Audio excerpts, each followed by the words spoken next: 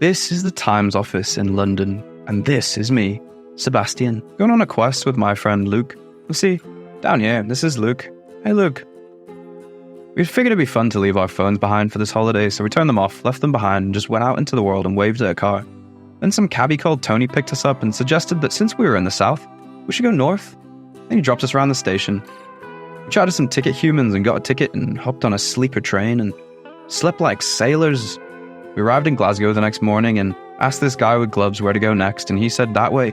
We got on another train heading real far north to a place called Mallaig. After some time on this train, we decided to get off, so we got off. Then we were at Fort William. We used these maps, but they were confusing, so we just went uphill. And so, we're walking up, having this real deep discussion about whether magic exists in the world and if humans are simply just too small to notice. When it starts getting a bit slippy-slidey, and I get worried, but onwards we charge, and as we're getting close to the top, the sunglasses I'm using to film this die. So you'll have to take my word that we saw a massive noble dragon. Anyway, next day we got on a ferry and met this fella called Neil. He was a famous writer and had a map with an X on the spot, which led us to this long-lost cave. It took ages to find. Apparently once they discovered a Bronze Age axe in it. Eventually we found it because Luke is dexterous, and there's a photo of us with Neil. Nice meeting you, Neil. Anyhow, cracked on the next day. Hitch a ride. This guy here in the white car picked us up, which was so nice. He dropped us this tea house and we explored a little rainforest and then met the guy Marco who took the day off work, hung out with us and showed us these nice beaches. Anyway, eventually the hang concluded and Marco dropped us off at a ferry stop where we jumped on a boat to some village called Knoydart, which was far out.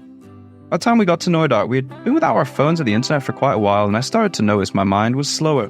I could just stand around throwing rocks at a stick for hours. Instead of scrolling, I strolled, fist bumped some horses, but I didn't fist bump these cows. They were super spiky. I even met a pig that was super friendly. These guys were cool, and so was she, if only a little quiet. As my mind grew calm, the natural world grew louder and louder.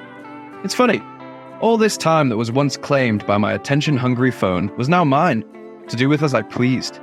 I could focus on what I wanted, and what I wanted to focus on was nothing. And so I did. Or didn't. Dunno. I'm nervous to get back on my phone after this trip.